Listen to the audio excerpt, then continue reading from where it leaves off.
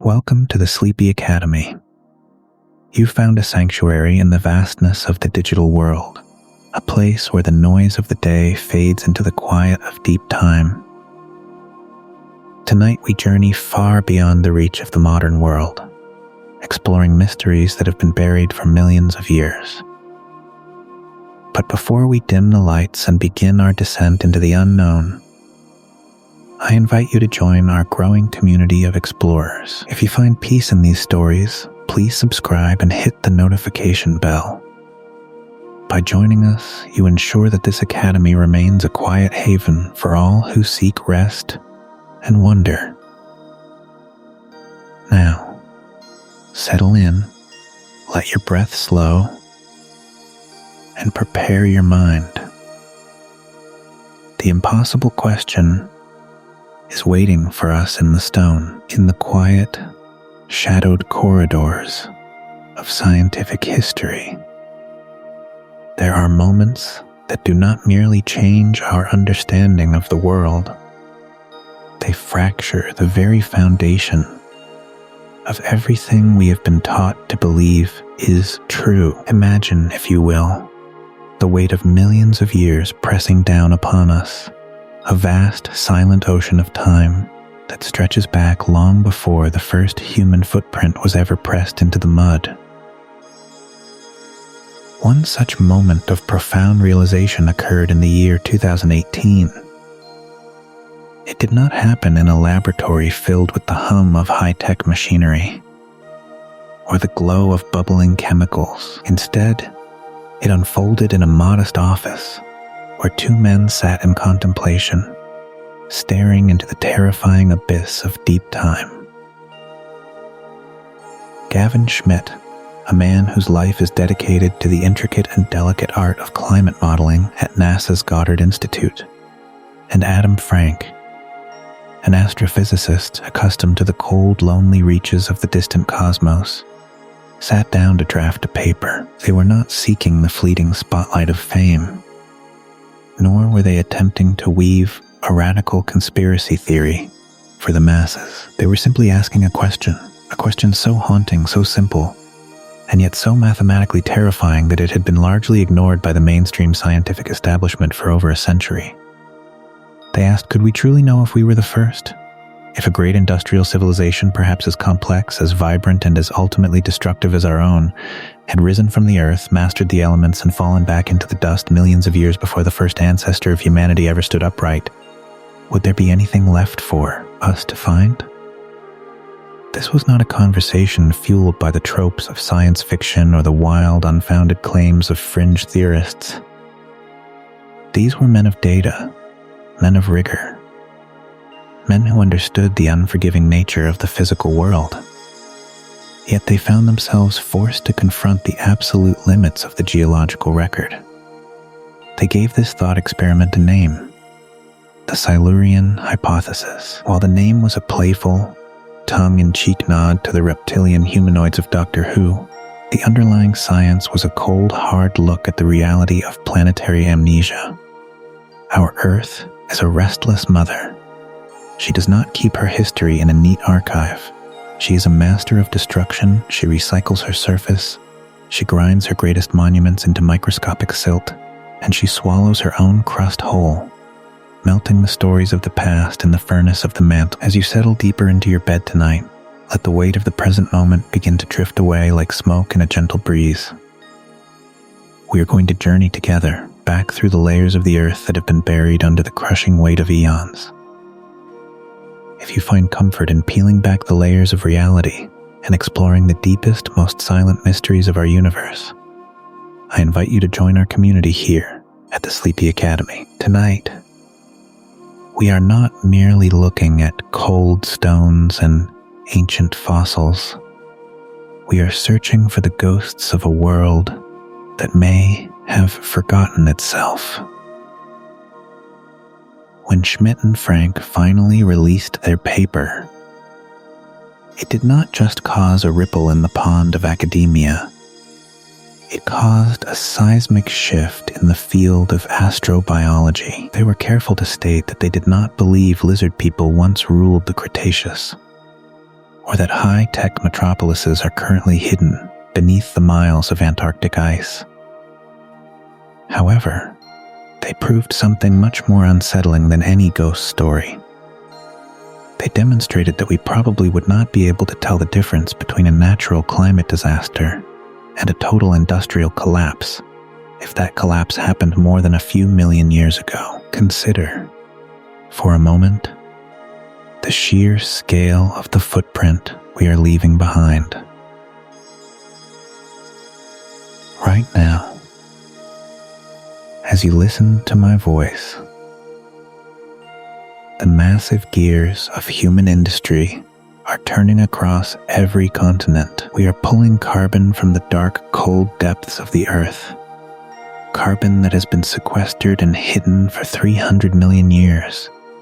And we are breathing it back into the sky in a great, invisible plume. We are creating synthetic polymers, plastics that the earth has no natural way to digest, scattering them into the deepest trenches of the ocean. We are dispersing radioactive isotopes from our nuclear age and heavy metals from our electronics into the very soil that grows our food. We are, in every sense, tattooing our presence into the skin of the planet. But tattoos fade, and in the long, unblinking eyes of geological time, our 300-year reign is nothing more than a heartbeat, a flash of lightning, in a long, dark night. The most terrifying realization of the Silurian hypothesis is that the Earth has already experienced fever dreams that look shockingly similar to our own. There are spikes in global temperature, anomalies in carbon isotopes, and sudden mass extinctions that seem to emerge from the silence with no clear natural cause. The most famous of these anomalies is the Paleocene-Eocene thermal maximum. 56 million years ago, the planet's temperature skyrocketed by 15 degrees Fahrenheit in what was, geologically speaking, a mere instant. The oceans turned acidic, the atmosphere shifted, and the world was transformed into a hothouse. Scientists have long pointed to volcanoes or methane leaks as the culprits, but the data has never fit perfectly. The smoke is there, but the fire remains a mystery. If a civilization had existed during that distant epoch, perhaps a species of intelligent mammals that found the same energy we use today, their entire existence would be compressed into a layer of rock no thicker than a single centimeter. 50 million years later, any evidence of their art, their architecture, or their very bones would have been ground into dust by the slow, crushing movements of the continents. This realization opens a door in the human mind that can never truly be closed. It forces us to ask, how much of our world's true history have we simply slept through? We often view ourselves as the protagonists of Earth's story, the final and most important chapter in a 4 billion-year narrative. We look at the fossils of dinosaurs and trilobites and see them as primitive, distant predecessors who paved the way for our eventual dominance. But what if we are not the protagonists?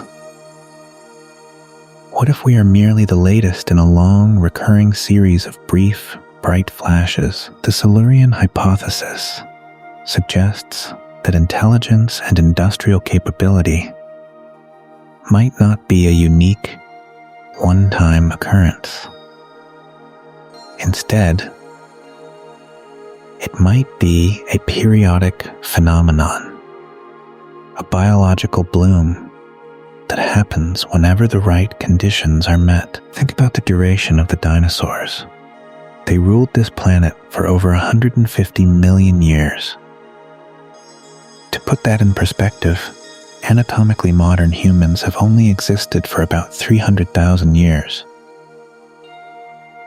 If you were to represent the age of the dinosaurs as a marathon, the entire history of human civilization would be equivalent to the thickness of a single blade of grass at the finish line. In that vast stretch of 150 million years, is it truly impossible that a single lineage of dinosaur, or perhaps a small, clever mammal scurrying in their shadows, evolved the capacity for tool-making and abstract thought?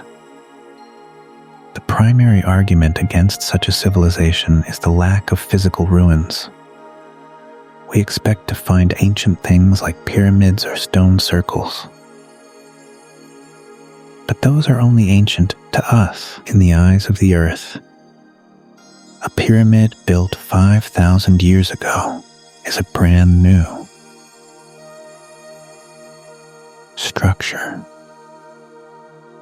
If you leave a stone pyramid in a rainforest for 1,000,000 years, it will be unrecognizable. If you leave it for 10 million years, it will be gone.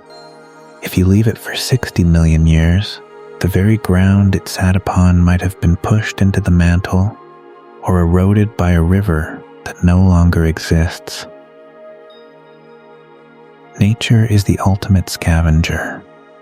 It does not just eat flesh, it eats steel, it eats concrete, and it eats glass. If human civilization were to vanish tomorrow, the skyscrapers of New York would be overgrown with vines within decades. Within centuries, the steel would rust and fail, and the concrete would begin to crumble back into sand. In a few thousand years, our greatest cities would be nothing more than mounds of earth, looking like natural hills to anyone who didn't know better. In 1,000,000 years, even those mounds would be washed away by the relentless work of the rain and the wind.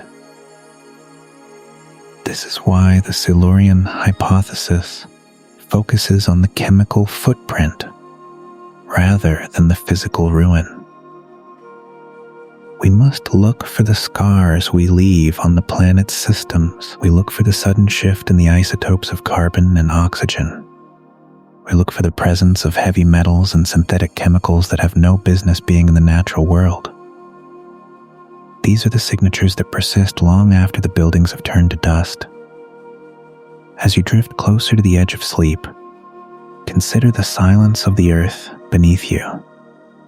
It is a silence filled with the echoes of 1,000,000,000 lives. We are walking on a cemetery of worlds, a vertical graveyard where the history of our planet is stacked in layers of mud and stone.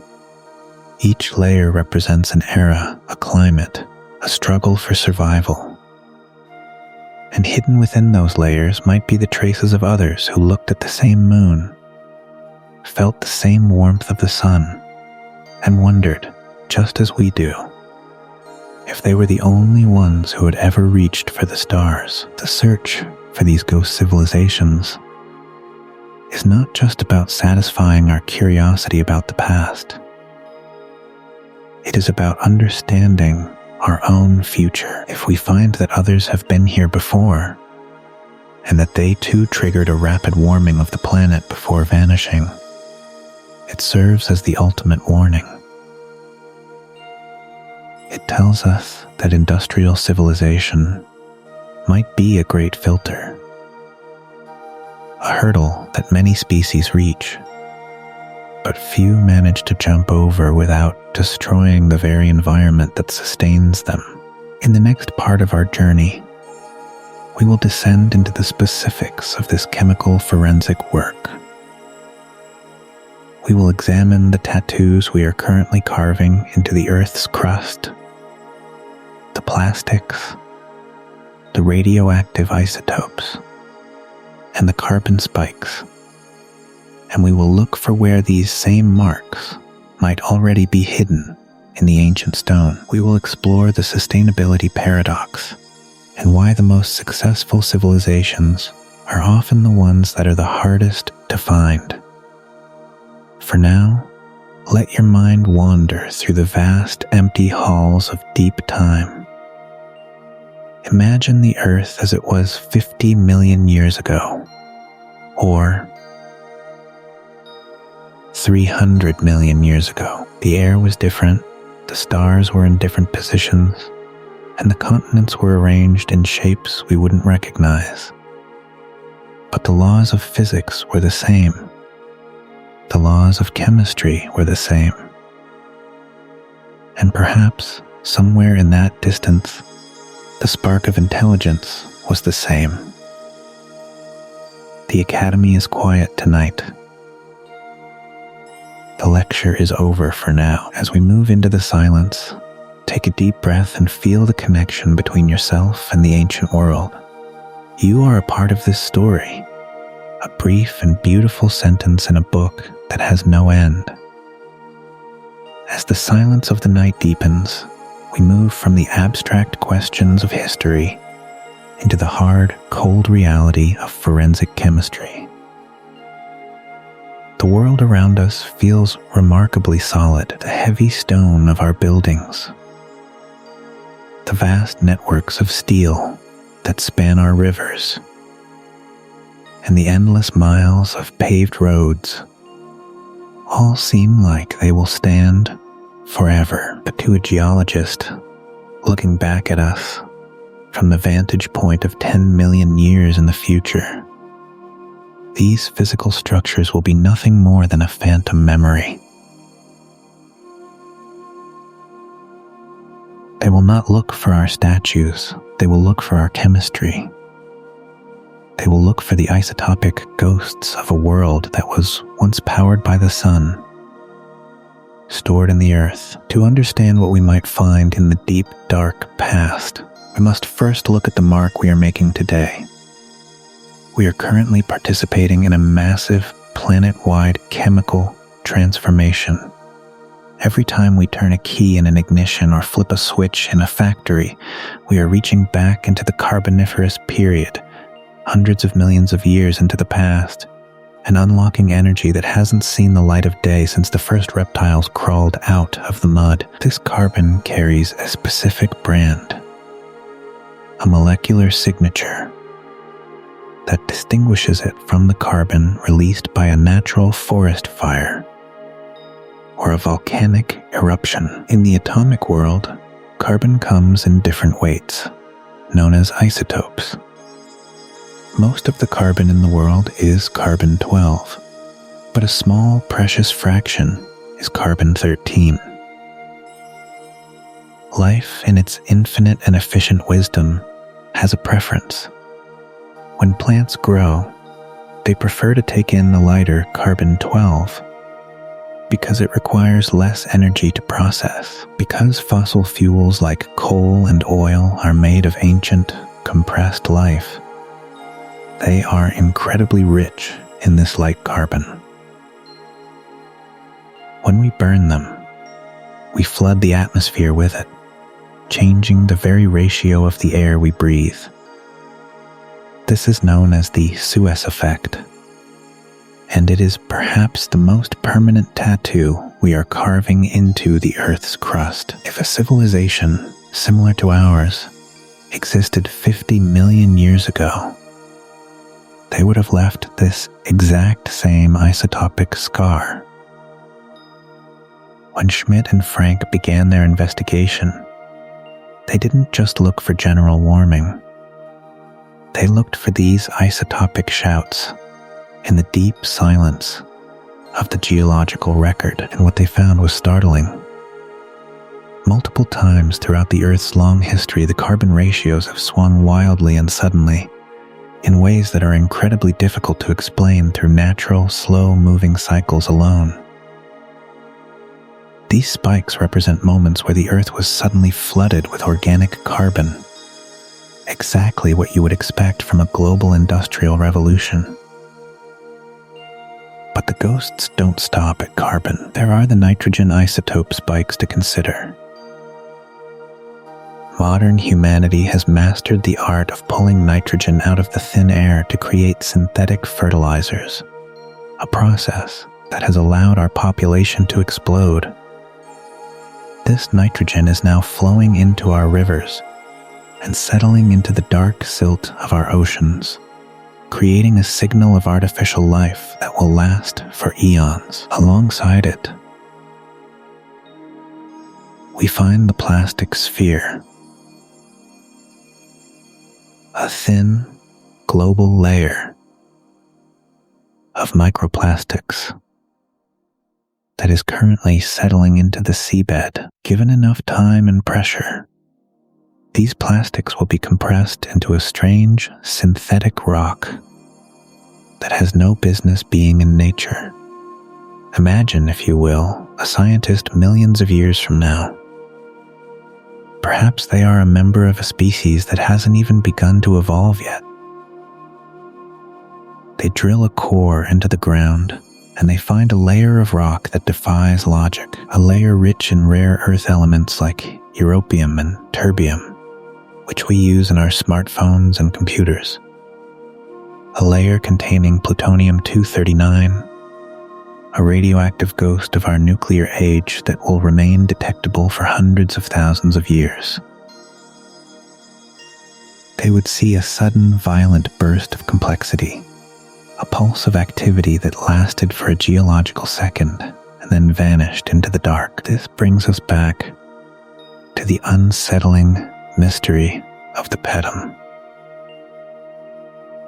When we look at that 56-million-year-old crime scene, we see almost all of these markers. We see the carbon shift. We see the heat. We see the acidification of the water. The only things we are missing are the hard artifacts, the plastics, and the refined metals. But we must ask ourselves, would we even recognize an ancient plastic?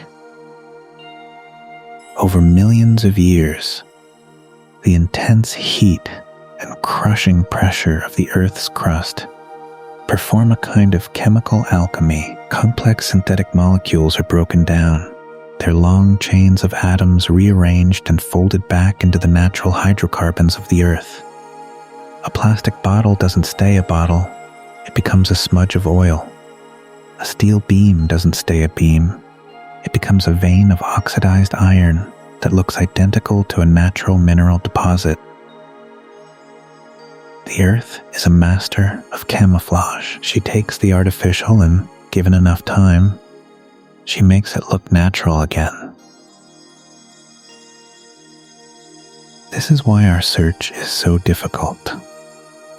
We are looking for the fingerprints of a world that has had millions of years to wipe the scene clean. We look at the natural climate shifts of the past, and we assume they were caused by volcanoes because that is the simplest story we can tell ourselves.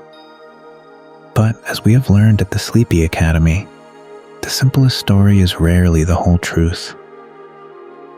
If an industrial species had a brief 500-year boom 50 million years ago, their entire history would be compressed into a single centimeter of stone. If a geologist isn't looking at that specific tiny slice of time with a microscope and a mass spectrometer, they will miss the history of an entire world.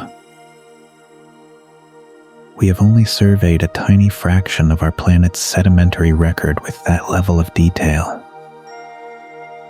The rest remains a closed book, its pages stuck together by the weight of time and the silence of the earth. In this deep investigation, we must consider the longevity of synthetic creations. Currently, we produce hundreds of millions of tons of plastic every single year. While we see this as a modern environmental crisis, the Silurian hypothesis views it as a future marker. In a million years, those billions of plastic bottles will not be bottles. They will be a distinct, anomalous layer of organic rich material that contains chemical structures never produced by biology alone. If we find a similar layer 100 million years ago, we wouldn't see a Coke bottle, we would see a geochemical anomaly that suggests the presence of a non-biological manufacturing process. Furthermore, the concentration of metals tells a story. In nature, metals like copper, gold, and iron are usually scattered through the crust in low concentrations. Mining and refining concentrate these metals in specific dense pockets. If a future geologist finds a pocket of 99% pure copper buried deep beneath a tectonic plate, they would have to conclude it was gathered there by an intelligent force. We look back at the Earth's history and we see these ore bodies. We mine them ourselves, assuming they were formed by volcanic fluids or sedimentary processes. But the Silurian hypothesis dares to ask, are some of our richest mines actually the tailings or storage vaults of a civilization that preceded us? As the night stretches on, think about the permanence of your own footprint.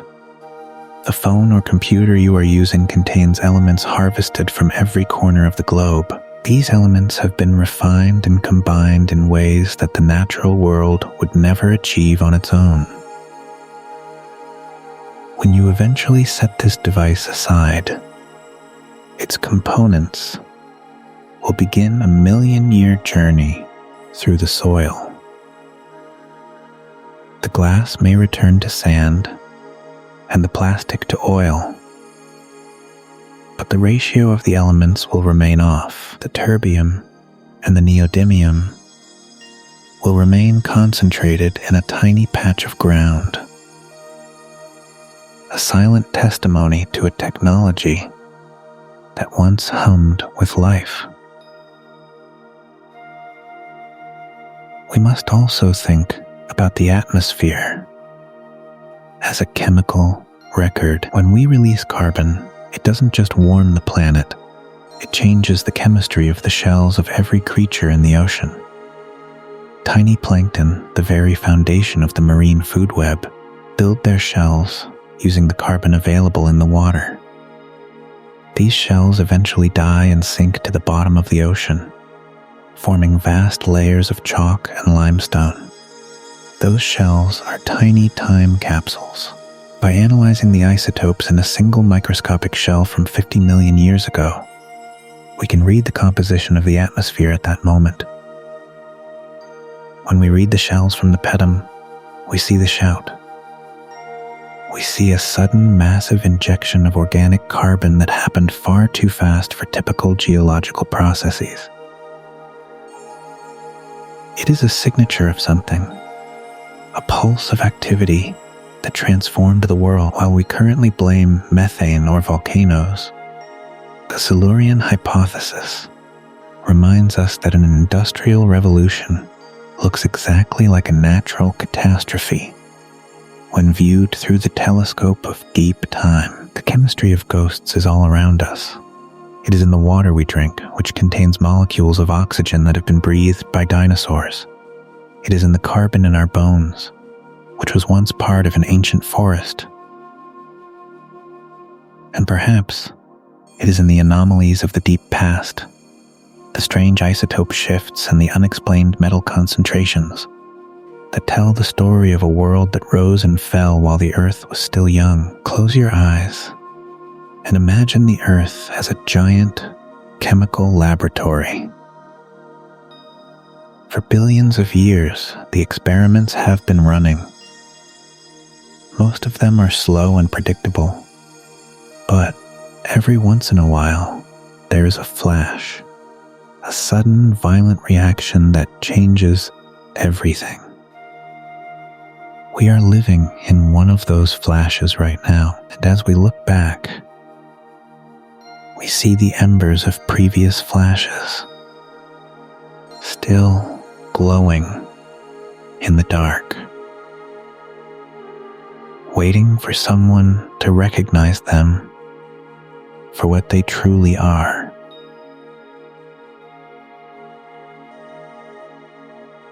The next part of our journey will take us into the timeline problem. We will look at why our planet is so good at hiding its age, and how many lost worlds could fit into the gaps of our history. We will explore the sheer mathematical probability that we are not the first. In this third chapter of our journey at the Sleepy Academy, we must confront a humbling and perhaps uncomfortable truth. The Earth is not a faithful historian. It does not keep a meticulous day-by-day diary of every creature that has ever lived, every forest that has ever grown, or every civilization that has ever risen toward the stars. Instead, the Earth is a relentless engine of recycling. It is a world that takes the grand stories of billions of years and grinds them into fine dust, subducts them into the burning furnace of the mantle, and washes them into the deep, dark trenches of the sea, where light never reaches. When we look at a textbook or a museum exhibit showing the timeline of life, from the first single-celled organisms in the primordial soup to the majestic age of the dinosaurs, it appears as a continuous, unbroken chain. But this is a beautiful illusion of perspective.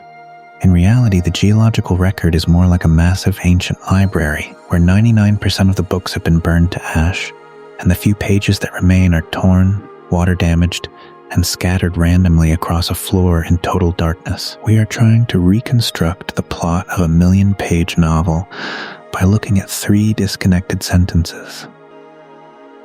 Consider the sheer rarity of a fossil. Most of us grew up believing that if a species existed for a long time and was successful, we would inevitably find its remains.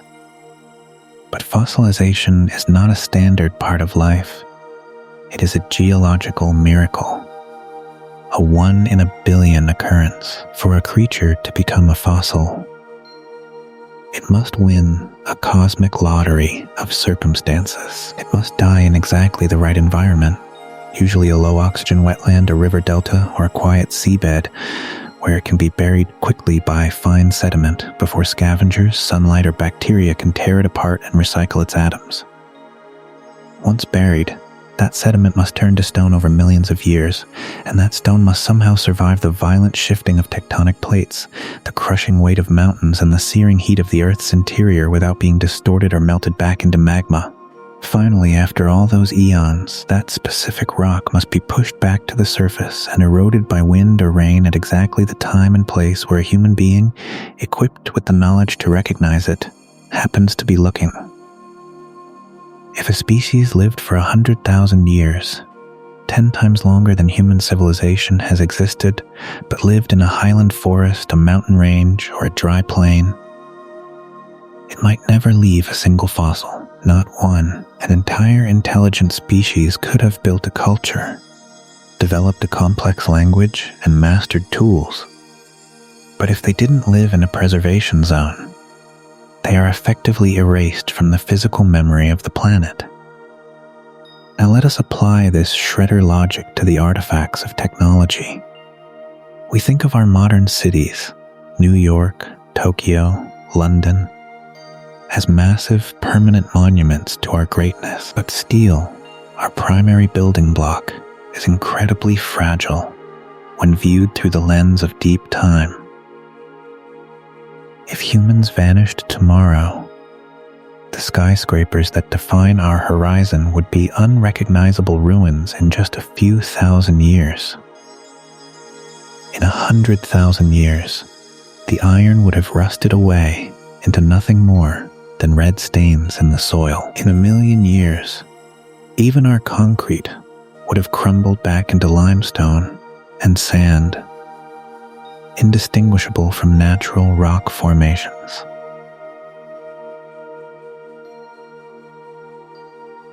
The oldest large-scale surface on Earth, the Negev Desert, is only about 1.8 million years old. If you want to find something older than that, you cannot simply walk across the ground. You have to look deeper, into the layers of rock that have been buried by time.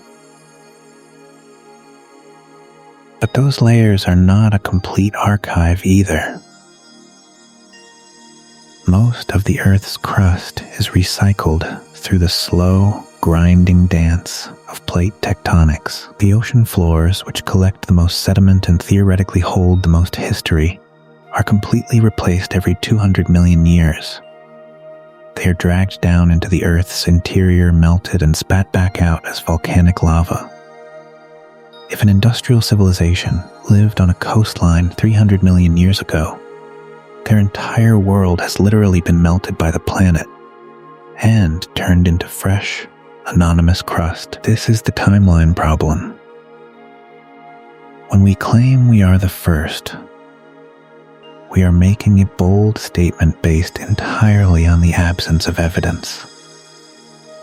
But in the world of geology,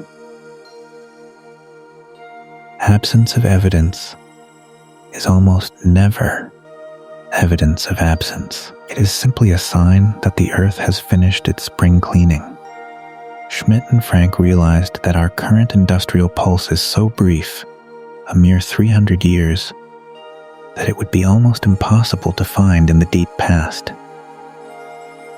On a geological scale, our history is not even a line. It is a point. It is a single pixel on a screen that stretches for miles. If a previous civilization had a similar 300-year boom 100 million years ago, it would occupy a layer of rock less than a millimeter thick. If you were a geologist drilling a core from the center of the ocean, the odds of your drill bit hitting that specific microscopic millimeter of time are nearly zero. You could drill 1,000 holes across the globe and never know that an entire world once thrived, dreamed, and built empires beneath your feet.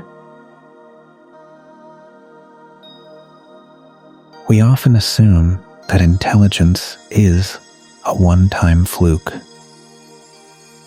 a lucky break that only happened to primates in the last few million years. But why do we hold this bias? When we look at the tree of life, we see intelligence emerging in different branches over and over again. We see the complex problem-solving of the octopus, an animal that hasn't shared a common ancestor with us for 500 million years. We see the intricate social structures and linguistics of whales and dolphins, and the tool-making abilities of crows and ravens. The biological ingredients for a technological species, large brains, social cooperation, and environmental manipulation have been present on this planet for at least 400 million years. If we look at the history of the Earth as a single 24-hour day, humans have been here for only the last few seconds, but the window of complexity, the time since the first land animals emerged from the sea, covers about 2 hours of that day.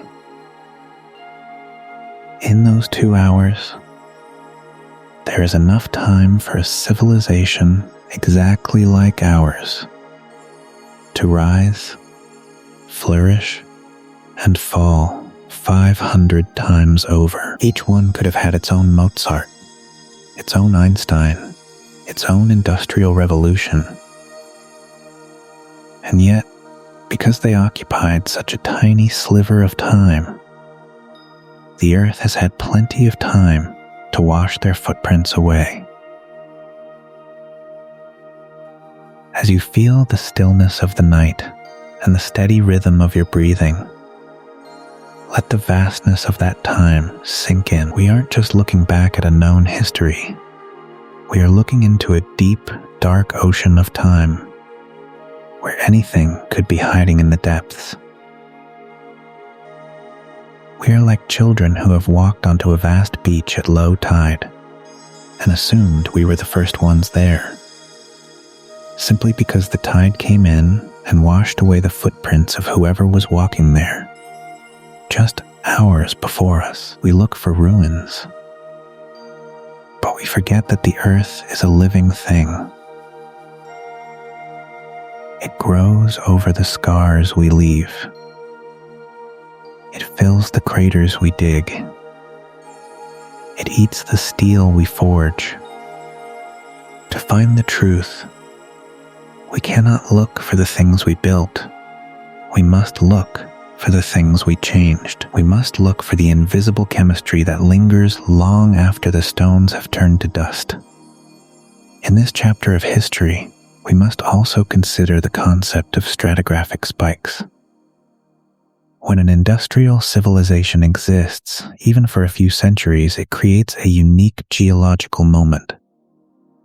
Right now, we are creating a layer of rock that will contain high concentrations of carbon, nitrogen, and heavy metals. This layer will be global, found in every corner of the world. However, as the millions of years pass, the Earth's weight and pressure compress these layers.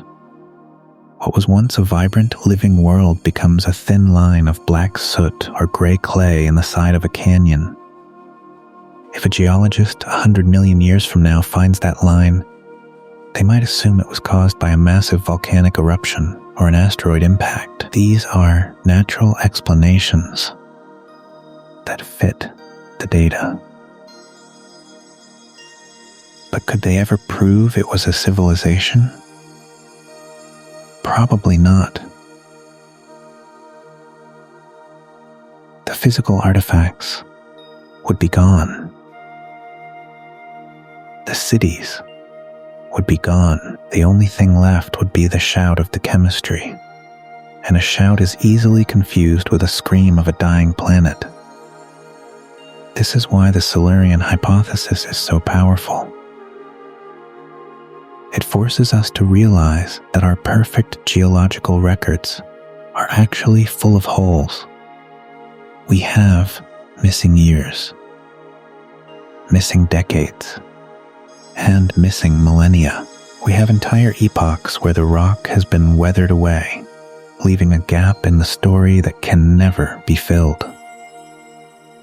Geologists call this an unconformity, a place where the clock of history simply stopped. Imagine a book where every fifth page has been ripped out. You can still follow the general story, but you miss the fine details. You miss the character development. You miss the brief, intense chapters where everything changed. Our industrial civilization is exactly that kind of brief, intense chapter.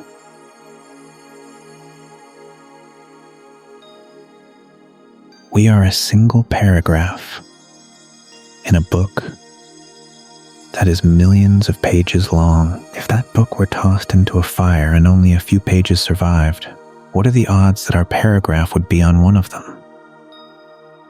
The Earth is a restless creator. It does not just build, it destroys to make room for the new. It takes the bones of the past and turns them into the mountains of the future. It takes the carbon of our forests and turns it into the diamonds of the next eon. It is a cycle that has been running for billions of years, and we are just a tiny part of it. As the night grows deeper and your mind begins to drift, let the scale of these gaps comfort you. We often feel the pressure of the present moment, the weight of our current problems, and the noise of our busy lives. But in the eyes of deep time, we are almost invisible. We are a quiet whisper in a long, silent night. The gaps in the diary are not empty. They are full of possibilities. They are the spaces where the ghosts of the past are allowed to dream. In the next part, we will explore the Carboniferous temptation. We will go back 350 million years to a world of giant insects and endless swamps, and ask the question, did anyone else find the Earth's hidden battery before we did? Did anyone else reach for the match to to start an industrial fire, we will look at the resources the Earth provides and why they might be the very thing that traps a civilization in a cycle of rise and fall. The Academy is still. The lesson of time is clear. We are not the authors of this story. We are just the latest readers, trying to find meaning in the fragments that remain. In this fourth chapter of our exploration at the Sleepy Academy, we descend into a world that feels more like an alien planet than our own home. We are traveling back 350 million years to the Carboniferous period, a time named for the very element that would eventually spark the flames of our modern world. It was an era of giants, massive dragonflies with the wingspans of hawks, millipedes as long as motorcycles, and forests of towering club mosses that reached 100 feet into a thick, oxygen-heavy sky. But beneath the lush emerald surface of this ancient world,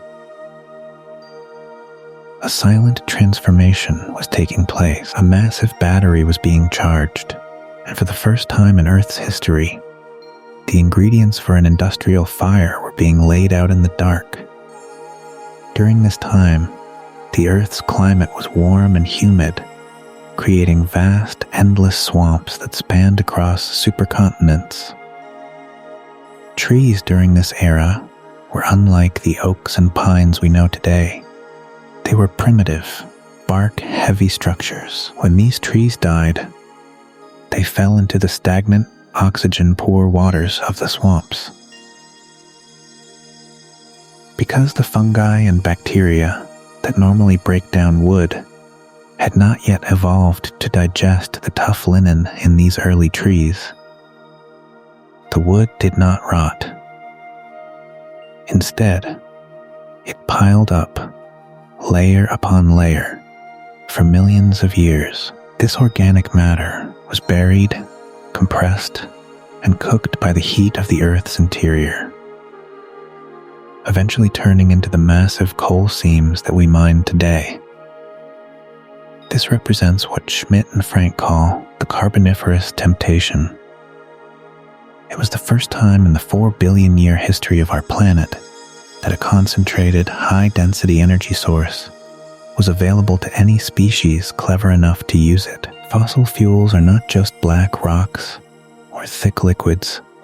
They are ancient sunlight, energy captured by plants millions of years ago and stored in a chemical vault. To an intelligent species, this vault is a shortcut. It allows a society to bypass the slow, steady limits of animal labor and wood burning, catapulting them into a world of steam, steel, and electricity. The question that haunts the Silurian hypothesis is simple. In the 60 million years that the Carboniferous lasted, did anyone else reach for the match? We often assume that because we see no skeletons of lizard men or ancient humans in these layers, no such civilization could have existed. But we must return to our understanding of the gaps in the diary. The fossil record of the Carboniferous is dominated by the creatures that lived in the swamps, where preservation was easy. But innovation rarely happens in a stagnant swamp. Intelligence is often forged in the crucible of change, in the highlands, the dry plains, or the coastal cliffs where the environment is challenging and survival requires abstract thought. In those environments, fossils almost never form. If a small social species, perhaps an ancestor of the reptiles or a highly evolved amphibian, had developed a primitive industry during this time, they would have looked at those black, burnable rocks exactly as we did. They would have discovered that heat could melt metal, and that metal could be shaped into tools. They would have built their centers of power near these coal deposits, in the very same geographical locations where our own industrial heartlands now sit. And here is the profound irony. Our own hunger for energy might be the very thing that has erased their history. When we strip mine a mountain for coal, we are destroying the very stratigraphic layers that would hold the evidence of a previous user. We are burning the evidence to power our curiosity. But if they existed, they would have left more than just ruins. They would have left a smoke signal in the chemistry of the rocks. Burning coal on a global scale releases massive amounts of sulfur, mercury, and ash into the atmosphere. This material eventually settles into the mud, creating a distinct global soot layer. In the Carboniferous record, we do see evidence of massive, frequent fires.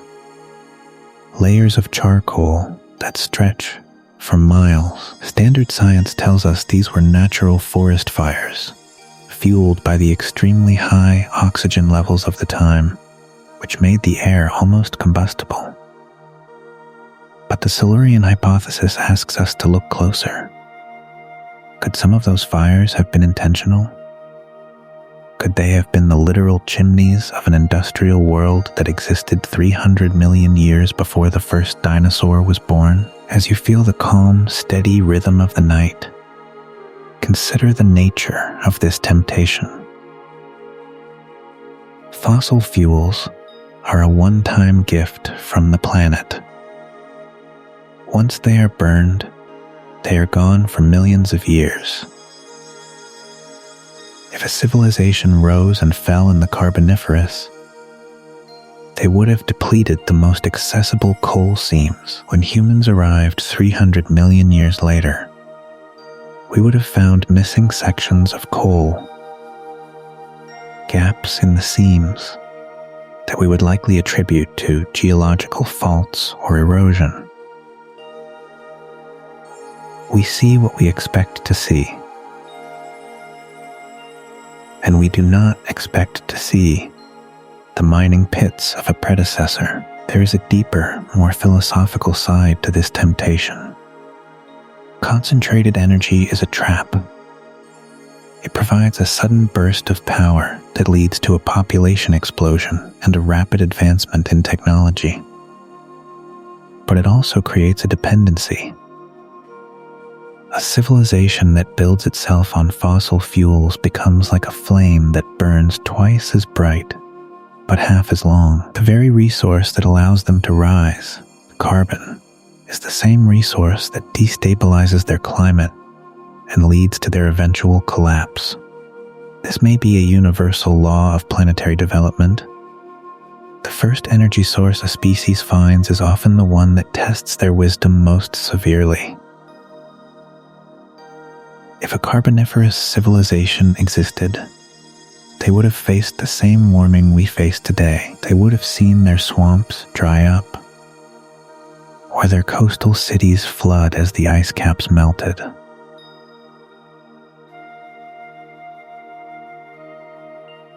They would have seen the oxygen levels shift, and the great insects they lived alongside begin to vanish. Their entire industrial epoch might have lasted only a few thousand years, a mere heartbeat in the 60 million year span of the period. To find that heartbeat in the rock today is a task that borders on the impossible. Yet we continue to look. We look for anomalous metal concentrations. In a world where no one is refining ore, metals like copper, tin, and lead are scattered thinly through the crust. But an industrial species concentrates these metals. They pull them from the ground and gather them in cities. Even after the city is gone and the metal has oxidized into dust, that patch of ground will forever be enriched. If a geologist finds a suspicious concentration of refined metals in a 300 million year old layer, they have found the ghost of a factory. As you drift closer to sleep, imagine the earth as a vast, dark house.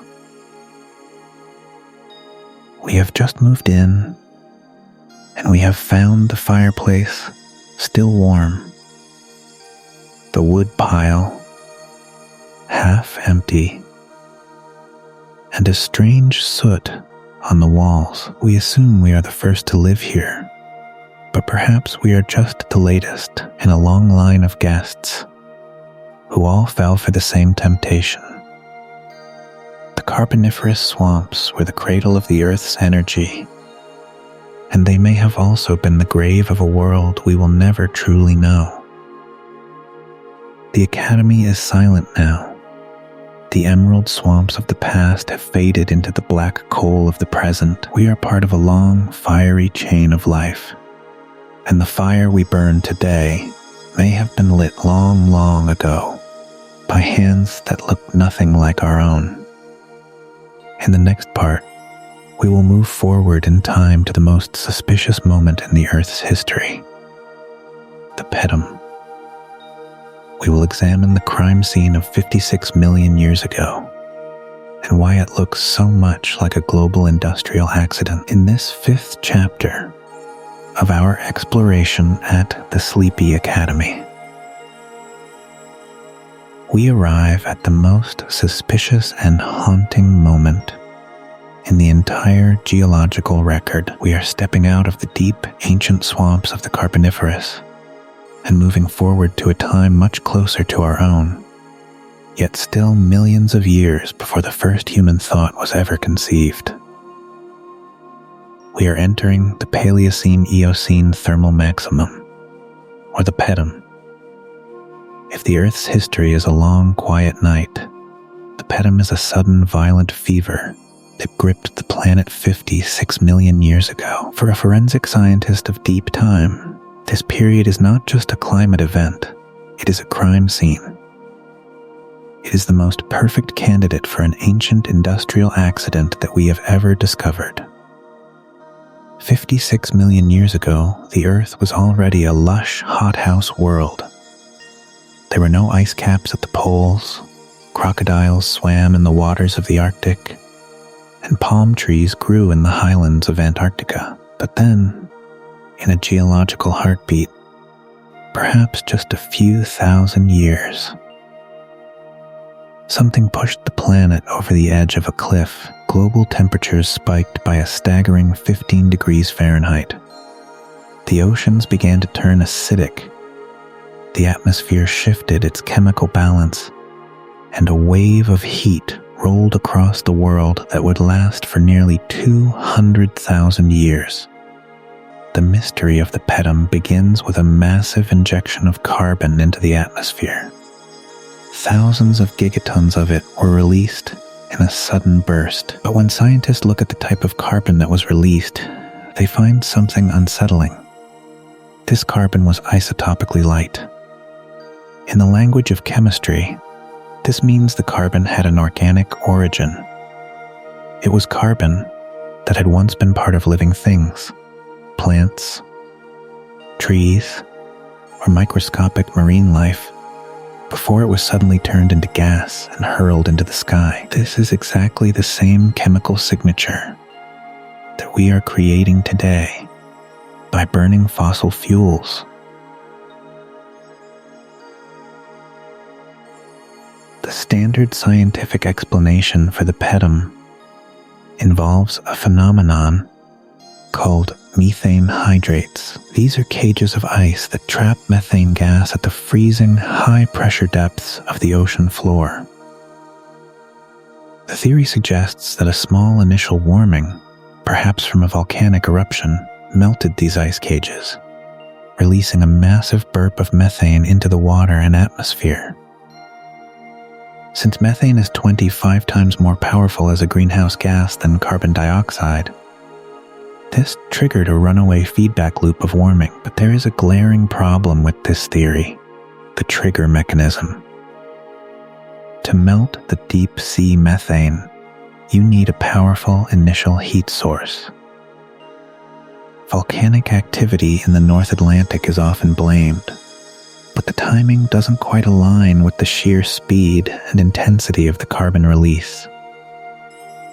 This is where the Silurian hypothesis offers a more provocative alternative. Imagine a species of intelligent mammals that rose to prominence during the 10 million years following the extinction of the dinosaurs. Perhaps they lived on a coastal plain or a continent that has since been lost to the sea. They discovered the same carboniferous battery we discussed in the last chapter. They built an industry. They burned the ancient carbon, and they triggered a warming event that eventually destroyed them. In the rock record, their entire industrial revolution, lasting perhaps 500 years, would look exactly like the onset of the Pedum. 50 million years later, the buildings they constructed would be gone. Their steel would be rust, their concrete would be sand, and their glass would be silt. But the chemical fever they induced would remain as a permanent scar in the mud of the deep ocean. When geologists drill into the seabed to extract sediment cores from this era, they see a distinct, dark, clay-rich layer that marks the Pedum. This layer is a record of a dying ocean. The water became so acidic from the carbon that it literally dissolved the calcium carbonate shells of marine organisms before they could even settle on the floor. In the deep sea, it was a massacre. Nearly half of all deep-sea foraminifera went extinct. On land, the heat was so intense that animals began to shrink. Mammals evolved into dwarf versions of themselves to better dissipate heat, a biological response to a world that had become an oven. If an ancient civilization caused this, what happened to their trash? We've already discussed how plastics and metals vanish, but there are certain synthetic chemicals that biology simply cannot produce. Compounds like CFCs, the refrigerants we once used, are incredibly stable. However, even they have a limit. Over 50 million years, the immense pressure and heat of the Earth's crust perform a kind of molecular alchemy. Synthetic polymers are broken down and folded into natural hydrocarbons. A plastic bottle doesn't stay a bottle, it becomes a smudge of oil. However, there is one marker that might endure: the persistence of anomalies. Nature has a way of distributing elements. If you find a pocket of gold or lead or copper in a mountain, it usually follows a specific geological pattern. But an industrial civilization concentrates these elements in ways that defy nature. They gather all the copper from a continent and put it into a single city. Even after the city is gone and the metal has oxidized into the soil, the geochemical signature of that concentration remains weird. There would be a patch of earth with a ratio of rare metals that could not be explained by any volcanic or sedimentary process. The Pedum is a 200,000-year-long anomaly. We have studied its heat. We have sampled its acidic mud. And we have modeled its carbon, but we have rarely looked at it and asked the forbidden question: is this the waste of someone else? We have always assumed it was a natural fever, a planetary hiccup. But as we have learned at the Sleepy Academy, a fever is often a sign of an infection. In the long history of the Earth, industry is the most aggressive and transformative infection the planet has ever known. As you feel the calm of the night, consider the terrifying possibility that the Pedum wasn't a natural disaster, but a warning. A message sent across 56 million years, written in the chemistry of the deep sea mud. It tells us that the path of rapid carbon release leads to a world where the oceans turn to acid and the giants of the land are forced to shrink to survive. What makes the petom even more suspicious is its recovery phase. After the carbon was released, it took the Earth nearly 200,000 years to reabsorb it through the weathering of rocks and the growth of new forests. This is exactly the timeline climate models predict for our own planet if we were to stop all emissions tomorrow. The Earth is a slow healer. It can take a punch, but the bruise lasts for geological ages. If we are currently repeating the petom, we are essentially writing the next chapter in a book of recurring tragedies. Perhaps the most unsettling thought of all is that the species that potentially caused the petom didn't just disappear. They paved the way for us. The massive environmental shift of that era led to the rise of modern mammals and, eventually, the first primates. We may be the children of an ancient industrial collapse, living on a world that was reshaped by the mistakes of those who came before. The crime scene is still there, buried beneath miles of water and rock. The isotopes are still whispering. The dark clay is still waiting. We are looking at the evidence of a world that burned. And we must ask ourselves if we are the detectives or the next victims. The Academy is quiet now. The fever of the past has faded into the cool of the night. But the mystery remains. In the next part of our journey, we will leave the restless, recycling Earth behind. We will look toward the Moon and Mars, the only places in our solar system where time stands still, and where the footprints of the past might truly be preserved forever. In this 6th chapter of our journey at the Sleepy Academy, we must accept a humbling reality. Our own planet may be an unreliable witness to its own history. The Earth is far too alive, far too volatile, and far too eager to recycle its own skin. But just 250,000 miles away, hanging in the velvet blackness of the vacuum, sits a silent, silver vault, the Moon. If the Earth is a shredder of history, the Moon is its museum. Because the Moon lacks an atmosphere, it has no wind to erode, no rain to wash away, and no biological life to consume the evidence of the past. More importantly, it lacks plate tectonics. On Earth, the ground beneath your feet is constantly being pulled down into the mantle and melted. On the Moon, the surface you see today is largely the same surface that existed millions and even billions of years ago. Schmidt and Frank proposed that if any ancient terrestrial civilization, whether they were the reptilian pioneers of the Silurian or an evolved mammal lineage from the Paleocene, ever achieved the dream of spaceflight, they would have inevitably looked at the Moon with the same wonder and ambition that we do. If they reached it, their artifacts wouldn't be smudges of oil or distorted veins of metal. They would be sitting there still, perfectly preserved in the airless chill. Imagine a lunar base constructed 60 million years ago.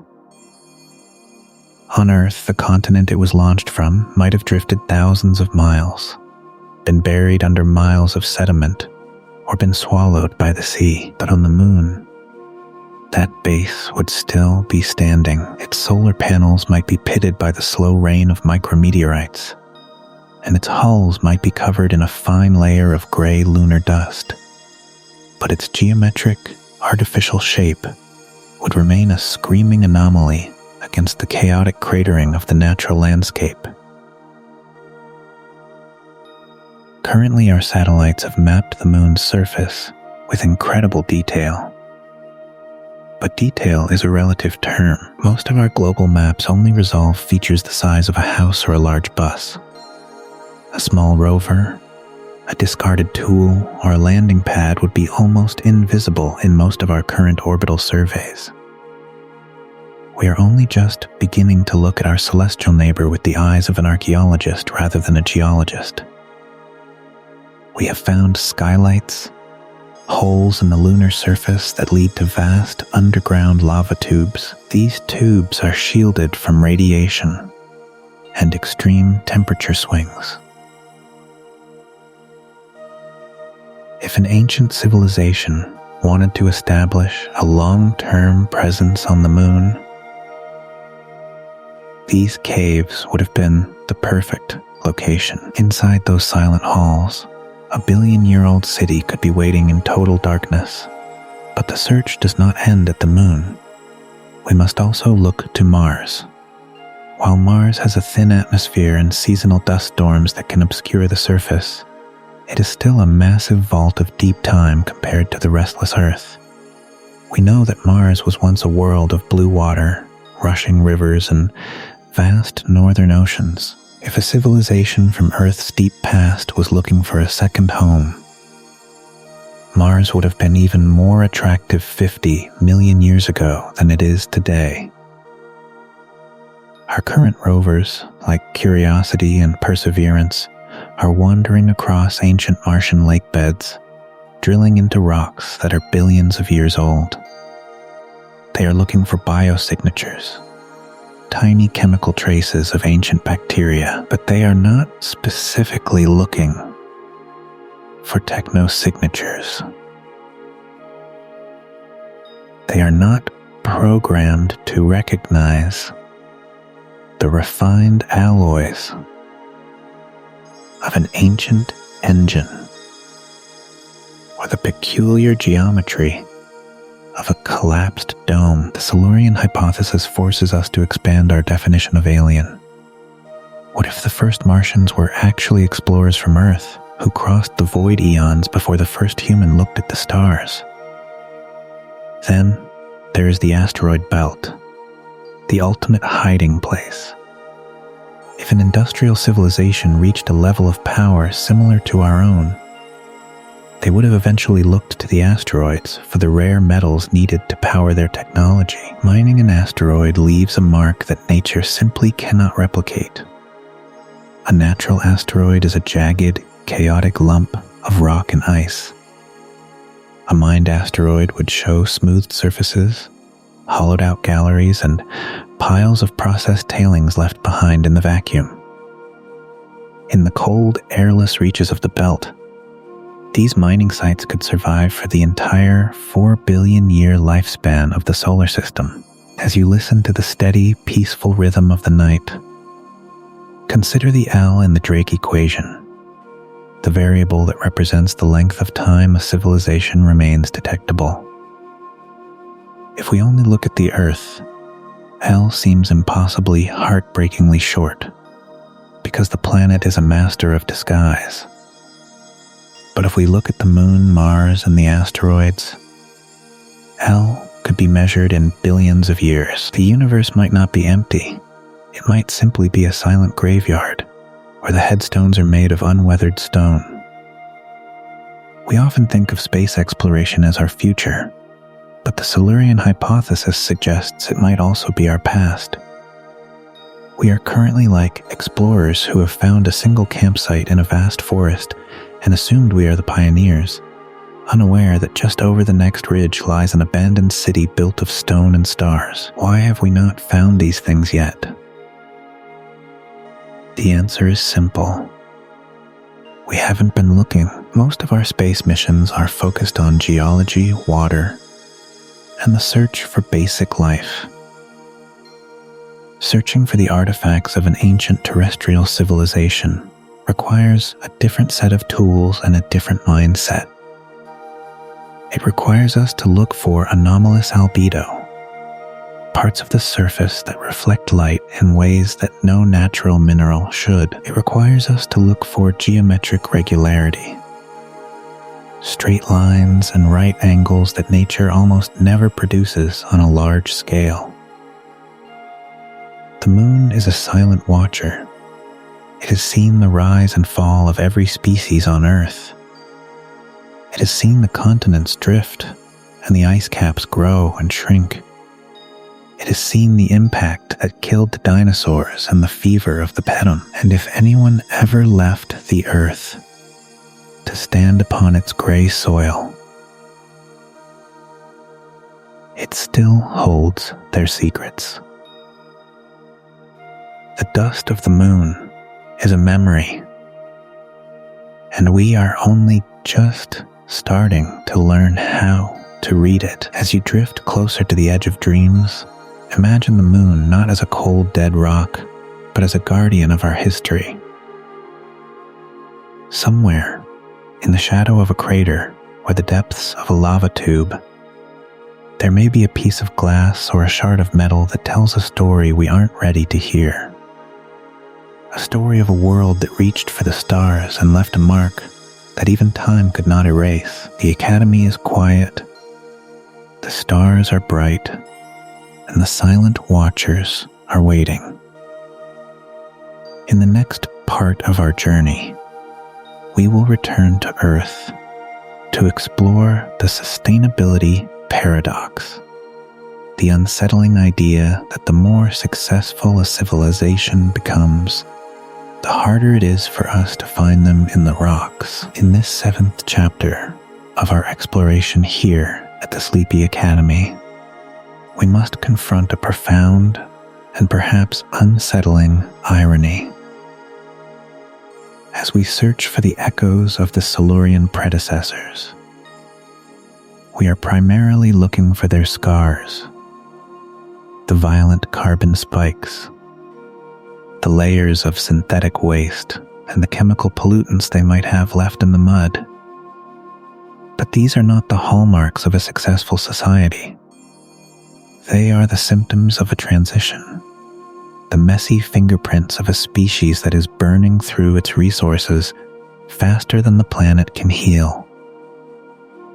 They are the signs of an unstable, adolescent phase of development that almost every industrial culture must pass through. This brings us to the sustainability paradox. The more advanced and truly long-lived a civilization becomes, the more invisible it becomes to the geological record. To endure for millions of years, a civilization cannot continue to be loud. It cannot continue to dump gigatons of carbon into the atmosphere or scatter non-biodegradable polymers across the continents. To reach a state of true maturity, a society must move toward a state of grace with its home world. It must transition to renewable energy, perfect circular recycling, and a footprint so light that it eventually blends back into the natural background of the planet. Consider the energy we use today. We are detectable to the future because we burn fossil fuels, creating a massive isotopic shift. But a truly advanced society, one that has survived for 100,000 years, would likely have mastered technologies like orbital solar power, advanced geothermal energy, or perhaps even clean nuclear fusion. None of these energy sources leave a carbon isotope spike in the sedimentary record. They are clean, they are quiet, and from the perspective of 10 million years in the future, they are completely undetectable. The same logic applies to the materials we use for construction. We currently build with immortal plastics and alloys that resist decay. But a society with a deep time perspective would likely prefer bioengineered materials. Imagine a city where the buildings are grown rather than manufactured, substances as strong as steel but designed to biologically dissolve and return to the earth as nutrients. once their structural purpose is fulfilled. A city built of such materials would leave no technofossils. Within a few thousand years of its abandonment, the entire metropolis would be indistinguishable from the rich soil of a forest floor. Even our digital world is moving toward this state of invisibility. We have shifted from carving our history into massive stone monuments to writing on paper, then to magnetic tape, and now to clouds of electrons stored in silicon. Our most precious information is now stored in ways that require a constant pulse of energy to maintain. If that pulse stops, the information doesn't just sit there like a clay tablet. It vanishes into the void. 1,000,000 years from now, a hard drive is just a lump of oxidized metal. Its stories erased by the simple passage of time. This realization forces us to reconsider the silence we find in the Earth's history. We assume that because we see no shouts of industrial activity in the Triassic or the Jurassic, there was no one there to speak. But perhaps they weren't shouting.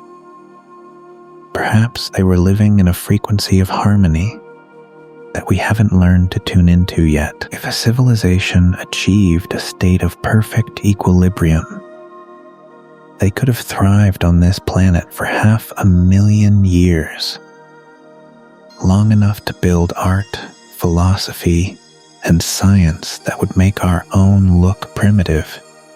And yet, because they lived with the Earth rather than against it, they left no scar. For us to find as you feel the steady, calming weight of your limbs and the peacefulness of the night. Consider this. Is our ultimate goal as a species to be remembered by the rocks, or to be supported by the Earth? We are currently obsessed with our own legacy, but the most successful species in the history of life are the ones who stayed quiet enough to keep their home world healthy. The missing evidence in the gaps of our history might not be a lack of life. It might be a sign of a life that learned the secret of staying forever. We often think of primitiveness in nature as the absence of technology, but what if the ultimate technology is nature itself?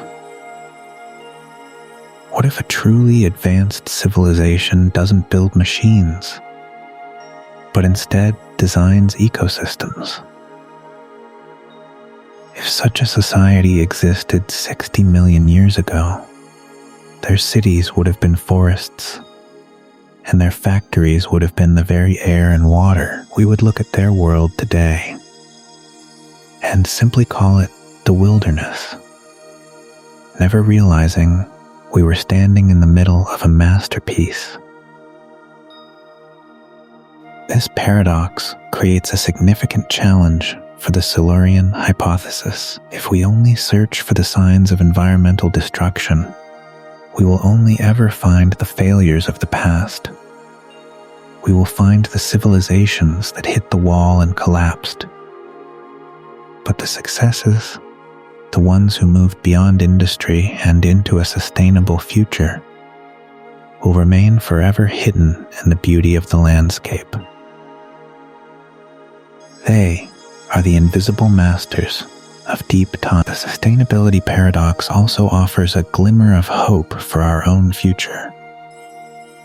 It suggests that our current noisy, destructive phase is just that, a phase. It is the turbulence of an airplane taking off.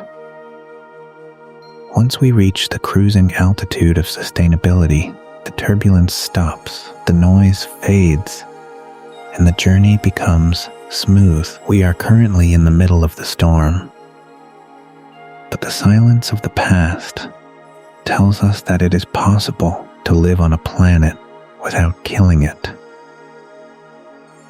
As the night stretches on, let the idea of this quiet success bring you peace. We do not have to leave a scar to have a meaning. Our value as a species is not measured by the amount of plastic we leave in the mud, but by the wisdom we gain as we learn to live in balance. The earth is a patient teacher, and she has seen many students come and go. Perhaps the best of them are the ones who graduated without leaving a single piece of trash in the classroom. The academy is still, and the lesson of the paradox is complete. We are looking for ghosts in the dark, but we must remember that some ghosts don't want to be found. They are happy to let the trees grow over their footprints and let the rivers wash away their names. In the next part, we will explore the great filter, the terrifying possibility that industrial civilization is a trap that almost no one escapes. We will look at why the transition to sustainability is the hardest step in the life of any intelligent world. In this 8th chapter of our journey at the Sleepy Academy, we must confront a chilling possibility that bridges the gap between the history of our Earth and the mysteries of the deep cosmos. If we are indeed the latest in a long line of potential civilizations, we must ask the most pressing question of all: why aren't they still here? If Earth has been a cradle of life for billions of years, why are we not walking among the living ruins of a dozen previous empires? This leads us to a concept that is both a scientific framework and a cosmic warning: the Great Filter. The Great Filter is a theoretical barrier in the development of life, a hurdle so high and so difficult that almost no species in the universe manages to clear it. For some, the filter might be the leap from simple chemistry to the first living cell. For others, it might be the evolution of the complex eukaryotic cell. But the Silurian hypothesis suggests that the most dangerous filter might be the one we are currently experiencing: the industrial age itself. Think of an industrial revolution as a planetary fever. It is a sudden explosive burst of energy use that occurs when a species discovers a battery, a concentrated source of power, like our coal, oil, and gas. This energy allows for a breathtaking expansion of technology, medicine, and population. In a mere 3 centuries, we have gone from wooden ships to interplanetary probes. But this phase is inherently unstable. It is a sprint in a marathon world. The very resources that fuel the rise of an industrial civilization are the same resources that, when burned, destabilize the planetary climate and exhaust the environment. The trap is simple and deadly. A species finds the match, lights the fire, and builds a world of incredible complexity. But before they can reach the next stage of development, true sustainability or interstellar travel, the fever of their own growth breaks them. Their climate collapses, their resource chains fragment, and their complex society dissolves under the weight of its own needs.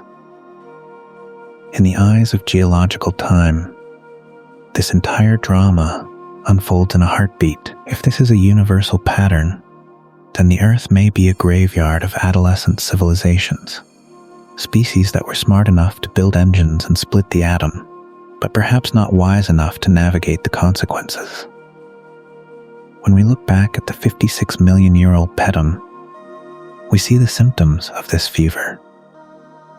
We see a sudden spike in heat and a shift in carbon that matches the profile of an industrial collapse. If a civilization hit the Great Filter back then, They didn't just disappear. They simply reverted to a simpler state. Perhaps the intelligent beings of the deep past didn't vanish into the stars. Perhaps they simply returned to the forests and the seas once their machines ran out of breath.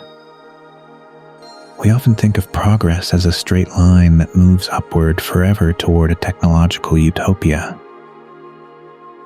But the Silurian hypothesis suggests that progress might be a circle, or rather, a series of pulses. Intelligence rises, hits the wall of the Great Filter, and falls back. We are currently standing at the very edge of that same wall. We can see the warming in the ice cores, we can measure the acidification of the oceans, and we can track the extinction of our fellow creatures. We are the first species on this planet that we know of to have the tools to actually see the filter as we approach it. As you feel the calm, steady weight of your body against the mattress, consider the profound responsibility of our position. If we are the latest in a recurring cycle of rise and fall, we are the only ones currently holding the pen. We are the ones who must decide if the human layer in the rock record will be a thin line of tragedy or a foundation for something that lasts for millions of years. The Great Filter is not a destiny. It is a challenge. It asks us if we can move from being a consumer of the planet to being its steward. The difficulty of this transition cannot be overstated. An industrial civilization is like a high-speed train that is fueled by the very tracks it is running on. To change the fuel without stopping the train requires a level of global cooperation and scientific brilliance that is unprecedented in biological history. We must transition to energy sources that do not leave a mark. Solar, wind, and fusion, while simultaneously cleaning up the chemical legacy of our past. We are trying to heal the patient while the patient is still running a race. The silence of the deep past could be interpreted as a sign of failure.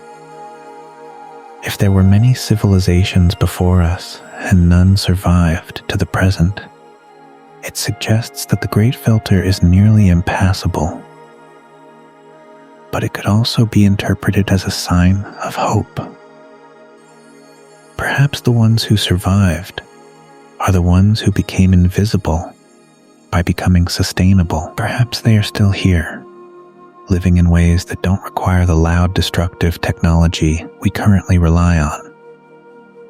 As you drift closer to the threshold of sleep, let the scale of this challenge settle your mind. We often worry about the small, fleeting stresses of our daily lives, but the Silurian hypothesis reminds us that we are part of a grand, planetary struggle. We are a living experiment in whether intelligence can survive its own power. The Great Filter is waiting. The isotopes are shifting, and the Earth is watching to see if we have learned the lesson of the ghosts that came before us. The Academy is quiet now. The lesson of the filter is complete.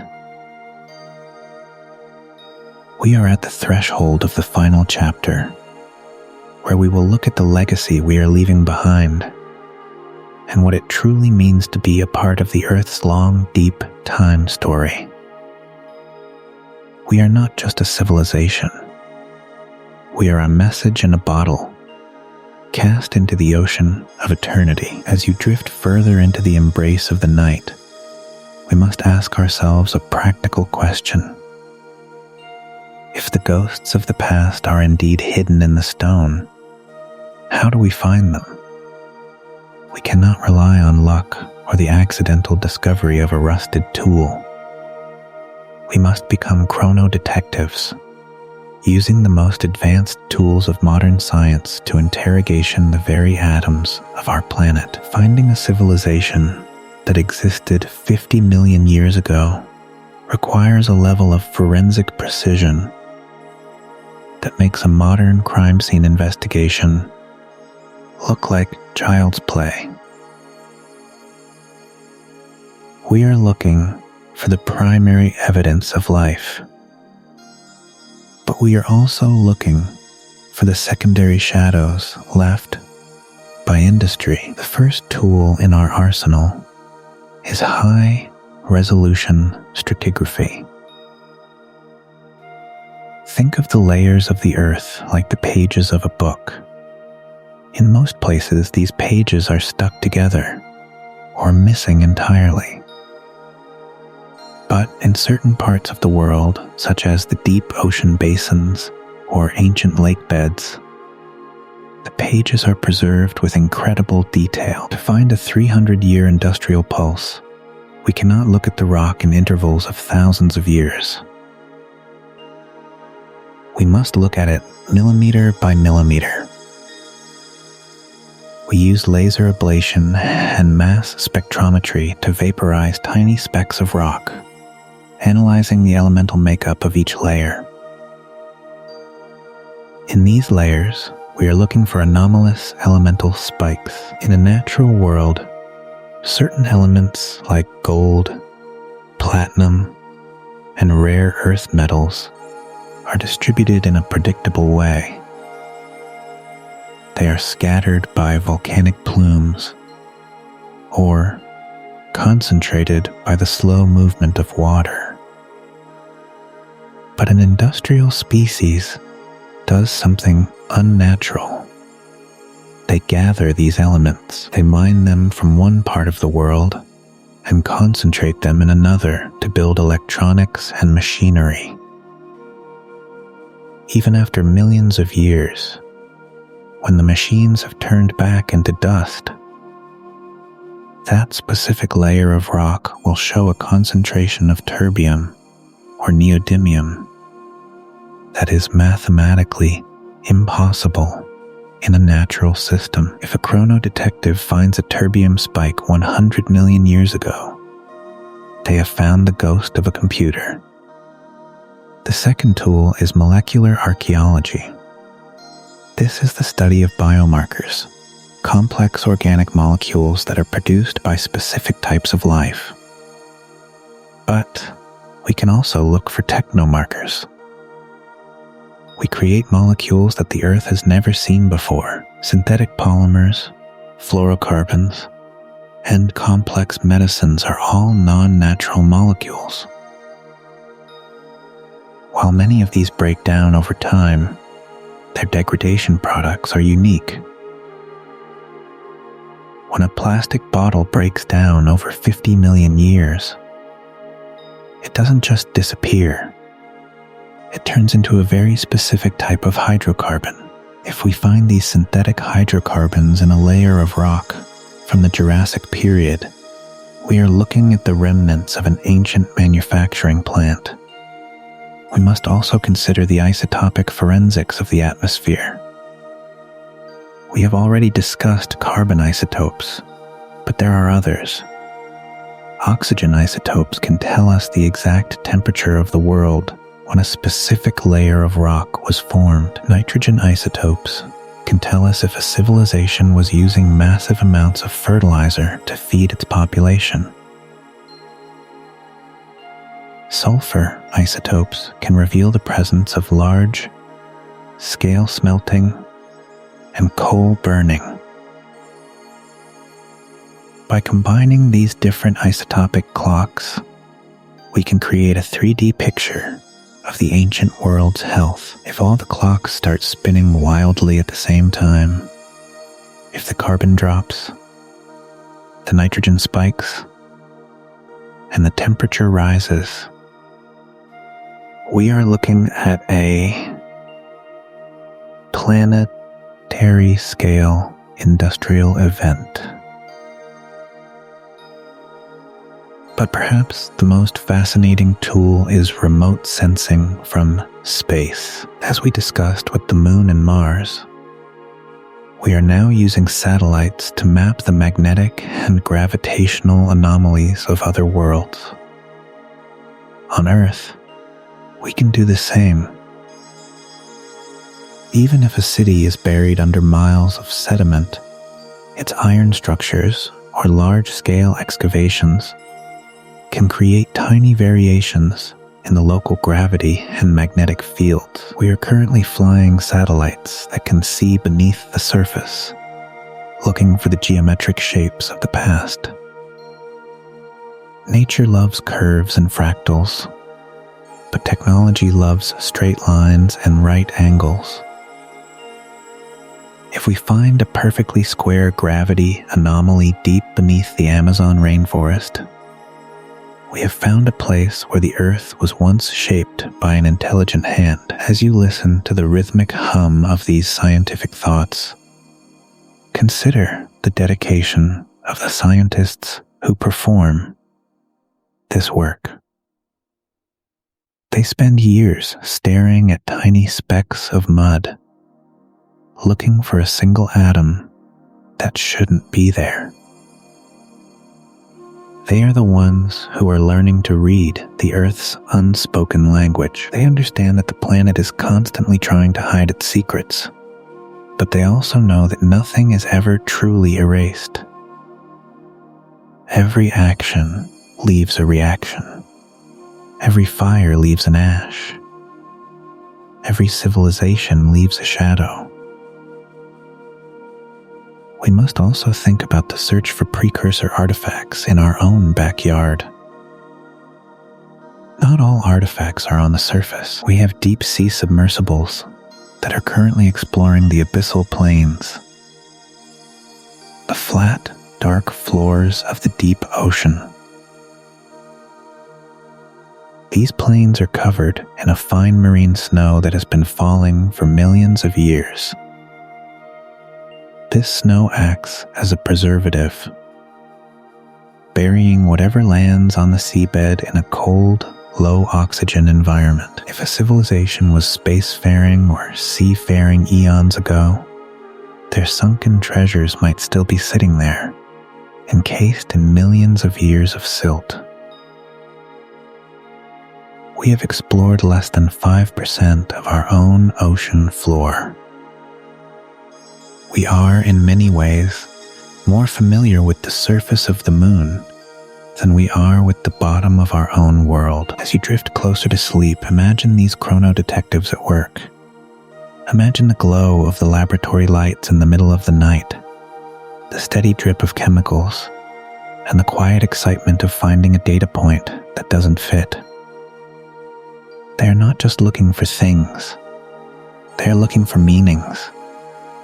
They are trying to bridge the gap between our brief lives and the vast, unblinking eyes of deep time. The tools are ready. The methodology is sound.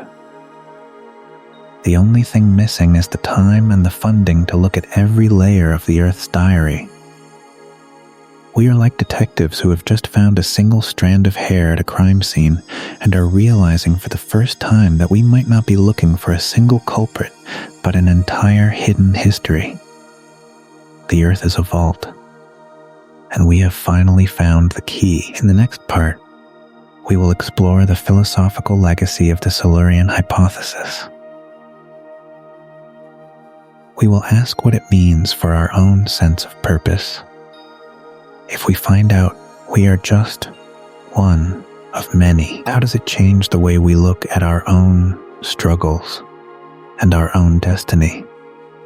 In this penultimate chapter of our time together at the Sleepy Academy, we must step away from the rocks and the atoms for a moment. We must look inward. The Silurian hypothesis is not just a scientific challenge. It is a profound philosophical mirror. It asks us a question that strikes at the very core of our human ego. Does it matter if we are first? For centuries, we have lived with the human exceptionalism narrative. We believed that we were the pinnacle of evolution, the chosen species that finally brought intelligence and industry to a primitive world. We saw the billions of years of Earth's history as a long, slow prologue to our own arrival. But if the Silurian hypothesis is true, if civilizations have risen and fallen before us, like the changing of the seasons, then we are not the protagonists. We are just a verse in a very long poem. As you feel the weight of your body settling into the mattress, consider the freedom that comes with this humility. If we are not the first, the pressure to be perfect begins to lift. We realize that the struggles we face today, climate change, resource depletion, social instability, are not unique to us. They are the universal challenges of any species that discovers fire and intelligence. We are not failing a unique test. We are participating in a cosmic ritual that has been performed by others long before us. This perspective changes the way we look at our own legacy. We are often obsessed with building things that last. We want our names carved in stone and our monuments to stand forever. But as we have learned, the Earth has no interest in our monuments. It will eat our pyramids and dissolve our statues. The only thing that truly lasts is the systemic impact. The way we treat the planet today will determine the health of the species that come after us. We aren't building a monument. We are tending a garden for the next tenants. Think about the relativity of greatness. To us, an empire that lasts 1,000 years is legendary. But in the eye of a Silurian geologist, a 1,000-year empire is a single, unreadable pixel. This doesn't make our lives or our achievements meaningless. It just changes their scale. Our meaning is not found in how long we last, but in how deeply we live and how much we learn while we are here. If we find out that a civilization of intelligent birds lived for 50,000 years during the Eocene, it doesn't make our Mozart or our Einstein less brilliant. It simply adds more music to the universe. There is also a deep sense of connection in this hypothesis. If civilizations are a recurring part of the Earth's story, then we are connected to the deep past in a way we never imagined. The carbon in your breath may have once been part of an ancient machine. The gold in your wedding ring may have been refined by a hand that looked nothing like your own. We are literally made of the recycled dreams of the past. We are a part of a planetary heritage that spans hundreds of millions of years. But there is a darker side to this philosophy, one that we must face as we approach sleep. It is the philosophy of fragility. If so many have come before us and none are left to speak, it tells us that technological civilization is a fleeting, delicate thing. It is a bloom that is easily crushed by the very world it tries to master. It reminds us that our stay on this planet is a privilege, not a right. The Earth doesn't need us. She will continue to spin and breathe and evolve long after we are gone. We are the ones who need her. This fragility should not bring us fear, but rather a profound sense of urgency. We are currently in our loud phase, as we discussed in the sustainability paradox. We have a very narrow window of time to move from being a pulse to being a presence, to move from being a fever that the Earth must break to being a part of the Earth's own long-term health. If we can achieve that, we become something truly rare, a civilization that survived its own adolescence. As the night reaches its quietest point, let these thoughts wash over you like a gentle tide. You are a part of a grand recurring experiment. You are a witness to a story that is so large it cannot be held in a single human mind. The Silurian hypothesis tells us that we are not alone in time. We have brothers and sisters in the deep past, and we will have brothers and sisters in the deep future. We are all part of the long dream of the Earth. The Academy is still. The philosophy of the temporary is a lesson in peace. It tells us to let go of our need for eternal monuments and instead focus on the quality of our stay. We are the latest readers of the Earth's diary, and it is a beautiful, tragic, and endlessly fascinating book. In our final part, we will conclude with the message in the bottle, looking at how we can leave a legacy that is not a scar, but a gift to the ones who come after.